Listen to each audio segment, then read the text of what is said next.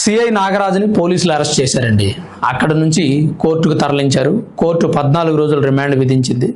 నెల్లూరు జైలుకు తరలిస్తున్నారు. అయితే ఇదంతా బాగానే జరిగింది.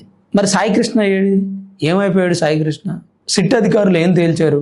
సిట్టు విచారిస్తోంది కదా, ప్రత్యేకంగా సిట్టు దర్యాప్తు చేస్తోంది కదా ఈ కేసులో.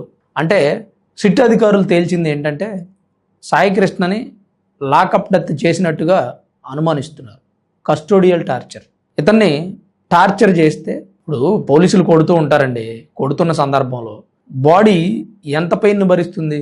ఏదో ఒక సమయంలో ఏదో ఒక దెబ్బ తగలనని చోట తగిలితే ప్రాణాలు విడుచుతారు. ఆ తర్వాత పోలీసులు ఏం చేయగలుగుతారు? ఆల్రెడీ చేసింది తప్పు, మరలా ఇంకో తప్పు చేస్తారు. ఎందుకంటే ఒకసారి తప్పు చేస్తే మరలా చేయాల్సింది తప్పదు. వీళ్ళు ఏం చేశారంటే డెడ్ బాడీని డిస్ట్రాయ్ చేశారట. పోలీసులు కాదు, చాలా ఇన్ఫ్లుయెన్స్ ఉంటుంది. ఏదో శ్మశానానికి తీసుకెళ్ళి అనాథ శవం అని చెప్పి ఒక లెటర్ ఇచ్చేసి, అక్కడ ఉంటాయి కదా కరెంట్ మిషన్స్, దాంట్లో బాడీని వేసేస్తే బుడిదే బయటకు వస్తుంది. ఆధారాలు ఎలా దొరుకుతాయి? అది పరిస్థితి. మేబీ అట్లా జరిగి ఉండొచ్చేమో అనేది అధికారులు చెప్తున్నటువంటి అంశం. అదే జరిగింది కాన్ఫిడెంట్గానే చెప్పడం కాదులే, కానీ అలా జరిగి ఉండొచ్చేమో అని అంటున్నారు. జరుగుతున్నటువంటి పరిణామాలు, మార్కాపురం నుంచి సాయికృష్ణను తీసుకురావడం, లాకప్లో ఉంచడం, కస్టోడియల్ టార్చర్ చేయడం, సీసీ కెమెరాలు ఆఫ్ అయిపోవడం, స్టేషన్లో పనిచేస్తున్నటువంటి వ్యక్తులు కూడా చాలామంది జరిగి ఉండొచ్చు అని అనుమానించడం, తోటి ఖైదీలు కూడా సాయికృష్ణని హింసించారని చెప్పడం, మార్కాపురం పోలీసులు కూడా అక్కడ నుంచి తీసుకొచ్చారు అని చెప్పడం, తీసుకొచ్చిన వ్యక్తిని నాన్ బెయిలబుల్ వారెంట్ కోర్టు జారీ చేసిన తర్వాత ఆ ఖైదీని మీరు కోర్టులో ప్రవేశపెట్టకుండా పోలీస్ స్టేషన్లో ఉంచడం. అన్నిటికంటే ముఖ్యంగా సిఐ నాగరాజు అనే వ్యక్తి వాళ్ళ అమ్మగారితో నీ కొడుకుని చంపేస్తాను, ఇక నువ్వు వాడిని మర్చిపోవచ్చు అని చెప్పి చెప్పడం. వాళ్ళ అమ్మగారు స్టేషన్ చుట్టూ తిరగడం, హాస్పిటల్కి మార్చురీలకి వెళ్ళడం, అదే విషయాన్ని మీడియాకి చెప్పడం. జరిగినటువంటి ఈ ఇన్సిడెంట్స్ ఏవైతే ఉన్నాయో ఈ డాట్స్ అన్ని కనెక్ట్ చేసుకుంటే మేబీ సిట్ అధికారులు చెప్తున్న అంశం నిజమేమో అనిపిస్తుంది. పోలీసులు మానవత్వాన్ని మర్చిపోయారు. ఎన్నో సందర్భాల్లో ఎన్కౌంటర్ అనేది చేయకూడనటువంటి అంశాన్ని వీళ్ళు చేతుల్లో తీసుకుంటున్నారు, చట్టాన్ని చేతుల్లో తీసుకుంటున్నారు కదా పోలీసులు. ఇప్పుడు ఎన్కౌంటర్ ఎందుకు చేస్తారు? ఆ ఖైదీ వలన పోలీసులకు ప్రాణహాని ఉంటే చేస్తారు, లేదా చుట్టుపక్కల ఉన్న వ్యక్తులకు ప్రాణహాని ఉంటే చేస్తారు. ఇక్కడేం లేదు. ఆ ఖైదీకి నాన్ బెయిలబుల్ వారెంట్ జారీ చేసినప్పుడు కోర్టు తీసుకెళ్లి కోర్టులో ప్రవేశపెట్టాల్సినటువంటి రెస్పాన్సిబిలిటీ మీది. మీరేదో పర్సనల్గా పగబెట్టుకొని అతన్ని కొట్టడం లేదా ఇంకేదైనా టార్చర్ చేస్తే అతను చనిపోయి ఉంటాడు మేబీ. అందరు భావిస్తుంది ఇదే. దీనివల్ల ప్రభుత్వానికి చెడ్డ పేరు వస్తుంది, చెడ్డ పేరు వస్తుంది, చెడ్డ పేరు వస్తుంది చాలామంది అంటున్నారు. ప్రభుత్వానికి చెడ్డ పేరు ఎందుకు వస్తుందండి? సిట్టుని దర్యాప్తు చేయమని ఆదేశించింది ప్రభుత్వమే, అంతే కదా. హోంశాఖ సిట్టు ఈ విషయం తేల్చింది. పైగా సిఐ నాగరాజుని అరెస్ట్ చేసింది కూడా ఆంధ్రప్రదేశ్ ప్రభుత్వమే కదా, ఆంధ్రప్రదేశ్ పోలీస్ వ్యవస్థే కదా. అతను అరెస్ట్ చేయడంలో ప్రభుత్వ హస్తం లేదంటారు. సో ఇక్కడ ఎవరిని ఎలా హత్య చేసినా, టార్చర్ చేసినా పోలీసు వ్యవస్థని, పోలీసులకి శిక్ష విధించేటువంటి హక్కు న్యాయ వ్యవస్థకు ఉంటుంది. న్యాయ వ్యవస్థ తన పని తాను చేసుకుంటూ పోతుంది. తమిళనాడులో ఇలాంటి ఒక లాకప్ డెత్ కేసు, తండ్రి కొడుకులు ఇద్దరిని చంపేశారు పోలీసులు. 9 మంది పోలీసుల్ని ఆ స్టేషన్కి సంబంధించి ఉరిశిక్ష విధించింది కోర్టు.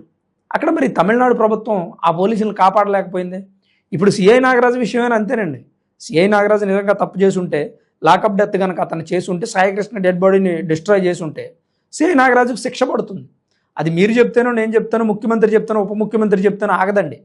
అది నిజంగా అతను చేసింది తప్పే అని ప్రూవ్ అయితే కోర్టులో న్యాయ వ్యవస్థ అతనికి ఏం శిక్ష విధించాలో విధిస్తుంది.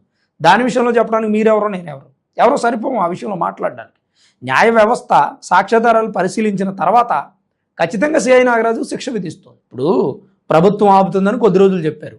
ఇప్పుడు ప్రభుత్వమే సిఐ నాగరాజుని అరెస్ట్ చేయించింది, సిట్టుని కేటాయించింది. సిట్ ఏమో విషయం ఏంటో తేల్చింది. ఇక్కడ మనం మాట్లాడుకోవాల్సిన అంశం ఏంటంటే సిఐ నాగరాజు అయినా లేదా అంతకంటే గొప్ప పదవుల్లో పోలీసు వ్యవస్థలో ఉన్న వ్యక్తులైనా తప్పు చేస్తే చట్టం ముందు అందరూ ఒకటే, ఖచ్చితంగా శిక్ష పడుతుంది. కాకపోతే ఆధారాలు మాయం చేయడం కానీ, లేదా డెడ్ బాడీని డిస్ట్రాయ్ చేయడం, అంటే ఆధారాలు మాయం చేయడమే కదా అది కూడా, లేదా సీసీ ఫుటేజ్ని డిలీట్ చేయడం, ఇవన్నీ కూడా నేరం కిందే పరిగణించబడతాయి. దానికి ఎలాంటి శిక్ష పడుతుంది అనేది న్యాయ వ్యవస్థ డిసైడ్ చేస్తుంది. అప్పటి వరకు మనందరం నిమిత్త మాత్రం వెయిట్ చేసి చూడాల్సిందే తప్ప ఎవరికి వాడు జడ్జిమెంట్లు ఇచ్చేసుకుంటే కుదరదండి. ప్రభుత్వం మీద ఉన్న పగతోనో, అపోజిషన్ వాళ్ళ మీద ఉన్న ప్రేమతోనో, లేదా ఇంకో విషయమో, లేదా పవన్ కళ్యాణ్ గారి మీద ఉన్నటువంటి హేట్తోనో ఎక్కువ మంది ఈ మధ్య పవన్ కళ్యాణ్ గారికి ఈ విషయాన్ని అంటగట్టే ప్రయత్నం చేస్తున్నారు.